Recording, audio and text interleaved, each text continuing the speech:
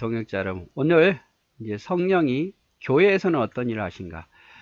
우리가 봤지만 성령께서는 우리에게 초점이 맞춰져 있잖아요. 자, 우리를 죄를 깨닫게 하고 심각성을 느끼게 해서 예수님 앞에 나오게 하고 의지하게 해서 예수 믿게 하고 예수 믿은 그 사람을 또 중생시켜서 또 무슨 일까지 합니까? 지혜도 주시고 인도도 해주시고 가르쳐도 주시고 보혜사 성령으로 하신 다음에 우리를 하나님 나라까지 인도하는 일이 성령이 하신 일, 그것이 큰 일이죠. 근데 성령은 꼭 우리만을 위해서도 아니고 우리가 하나님을 믿는 백성인 교회를 위해서도 성령께서 또 일하시는 분입니다. 교회를 위해서 성령께서 어떠한 일을 하는지 마지막으로 같이 보도록 하겠습니다. 자, 성령께서는 교회와 함께 하십니다.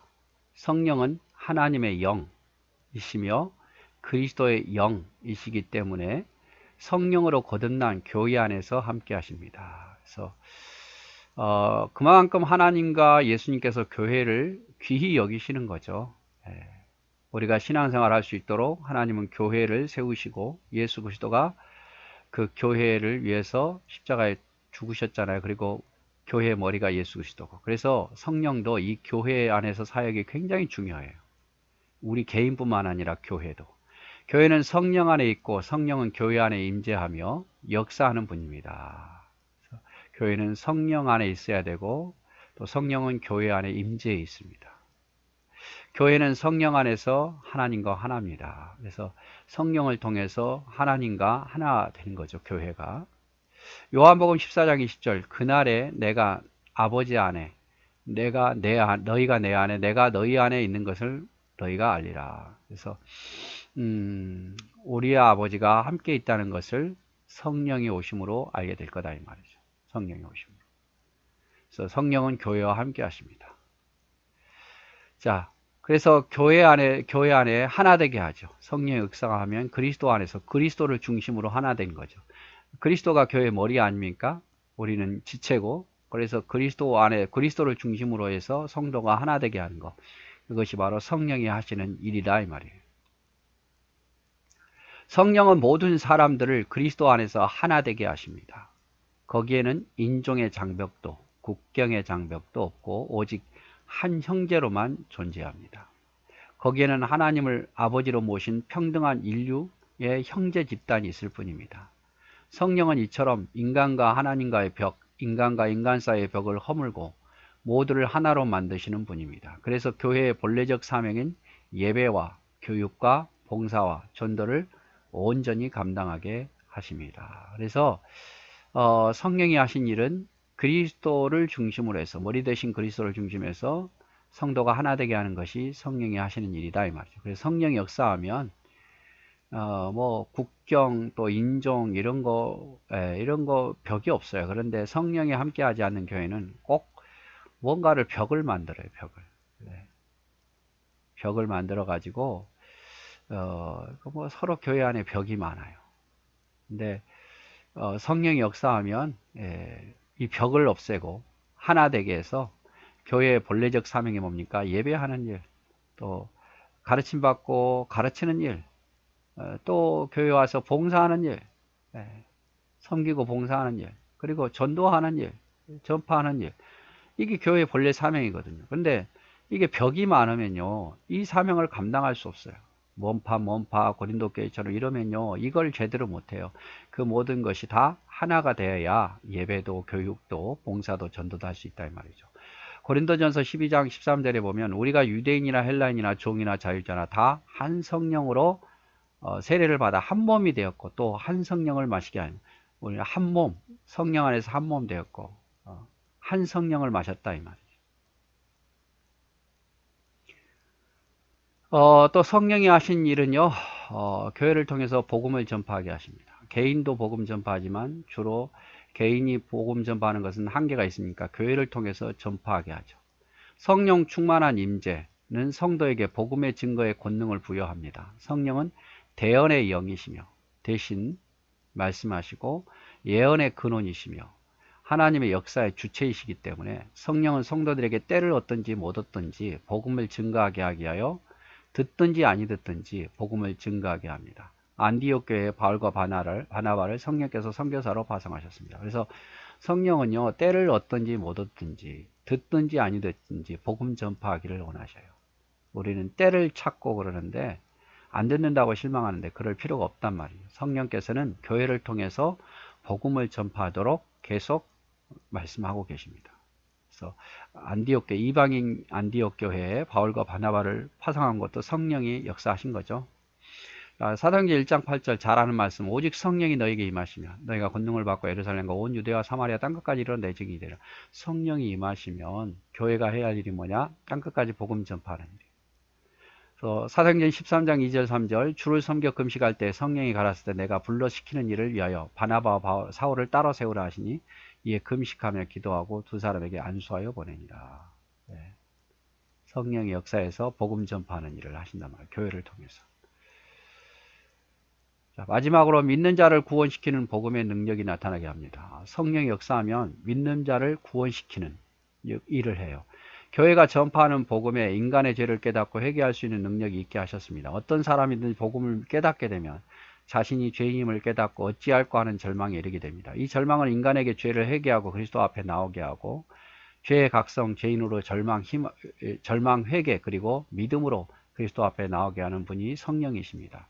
그 절망에서 구원의 길을 얻는 길은 오직 예수 그리스도께 나오는 길밖에 없다는 것을 깨닫고 그리스도에게 대한 확신을 갖게 됩니다. 그리고 자녀됨을 깨닫습니다. 그래서 성령이 하신 일은 교회를 통해서 하는 자는 믿는 자를 구원시키는 일이에요. 그래서 자신의 연약함, 죄인임을 깨닫고 주님 앞에 엎드리게 하고 회개하고 구원받게 하는 거죠. 그게 성령이 하시는 일이에요. 사도행전 2장 37절 저희가 이 말을 듣고 마음에 찔려 베드로와 다른 사도들에게 물어가르되 형제들이여 우리가 어찌할꼬. 말씀 듣고 주님을 의지하게 된다는 거죠. 죄의 절망 속에서. 데살로니가전서 1장 5절 이는 우리 복음이 말로만 너에게 이른 것이 아니라 오직 능력과 성령과 큰 확신으로 된 것이니 우리가 너희 가운데서 너희를 위하여 어떠한 사람이 된 것은 너희 아는 바와 같다. 우리가 말로만 한 게 아니라 성령의 능력과 성령의 역사하심으로 이게 됐다 이 말이죠. 우리 말로 된 게 아니라 성령의 도우심으로. 그래서 성령이 교회를 통해서 하시는 일, 우리 개인도 일을 하시지만 교회를 통해서도 일하시는데 늘 그래서 성령은 교회와 함께 하셔요. 그래서 교회를 통해서 성령이 역사하면 그리스도 안에서, 머리 대신 그리스도 안에서 교회가 하나 되게 하더라. 그리고 성령이 역사하면 교회를 통해서 땅끝까지 복음을 전파하게 하더라.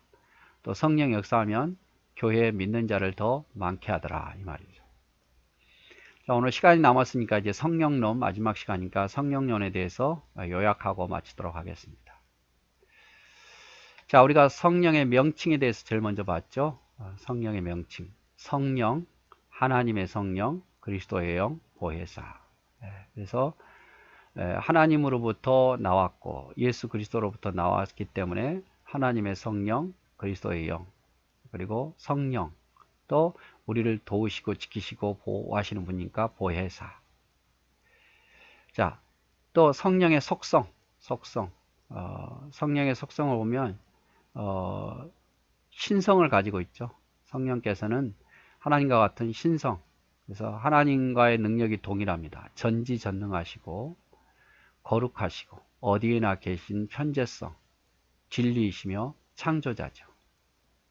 뿐만 아니라 성령은 인격을 가지고 있어요. 인격. 사람들에게는 신사와 같은 인격을 가지고 있어요. 그래서 성령은 인격적으로 역사합니다. 인격적으로.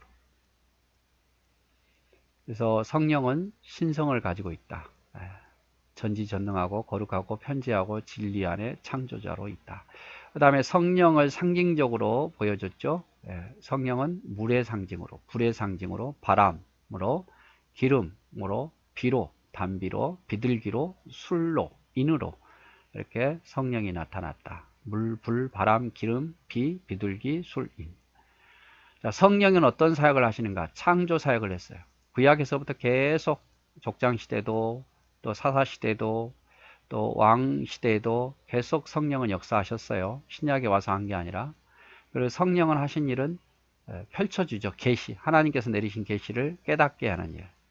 그다음에 영감, 성경을 기록할 때 영감을 불어넣는 일. 그다음에 성도를 위한 사역을 하고, 성도를 위해서 앞에서도 말했지만 죄를 깨닫게 하고 그리스도 앞에 나오게 하죠. 그리고 신앙이 자라게 만들고, 그리스도의 생애 때에도 성령은 사역했어요. 그래서 창조 때에도, 구약 때에도, 예수님 생애 때에도 지금 우리를 위해서 계속 바쁘게 사역을 하시는 분이죠. 충만, 성령 충만을 받으려면 회개하고 헌신하고 간구해야 된다. 성령 충만 받으려면 성령 충만의 결과로 그리스도가 우리를 지배하게 되고 그리스도를 닮게 되고 봉사하게 된다. 이게 성령 충만입니다. 성령 충만. 그래서 성령 충만 받으려면 회개, 헌신, 간구. 성령 충만의 결과로 그리스도가 우리를 지배하고 그리스도를 닮게 되고 봉사한다. 자, 은사, 성령의 은사, 성령이 내리시는 은사, 성령을 통해서 받아야 되고 은사가 매우 다양하다. 교회의 사역이 다양하니까 은사가 다양하다. 은사는 교회 유익을 위해서 반드시 사용해야 되고 은사를 사모하고 개발해야 된다라고 말씀드렸습니다.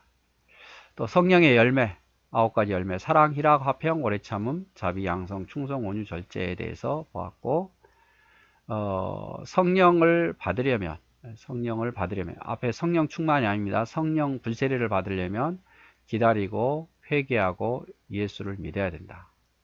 자, 성령 받은 성도는 죄인임을 깨닫게 되고 예수를 구주로 믿게 되고 하나님을 아버지라고 부르게 되고 성경을 하나님 말씀으로 믿고 기쁨이 넘치는 삶, 열매 맺는 삶, 복음 전파하는 삶을 살게 합니다. 그래서 그 사람이 성령 받았는지 안 받았는지는 죄인임을 깨달았는지, 예수 그리스도를 구주로 믿는지, 하나님을 아버지라고 부르는지, 성경을 하나님 말씀으로 믿는지, 기쁨과 감사가 넘치는지, 열매를 맺고 있는지, 복음을 전파하는지 이런 것을 보면 알 수 있다 이 말이죠. 그리고 성령께서는 교회를 위해서도 일하시죠. 교회를 위해서도 교회와 함께 하시고 교회를 하나 되게 하시고 복음을 전파를 교회를 통해서 하시고 또 복음의 열매가 교회 안에 나타나게 하는 것이 성령이 하시는 일이다. 자, 오늘은 여기까지 하고 자, 성령론에 대해서 마치도록 하겠습니다. 사랑하고 감사합니다.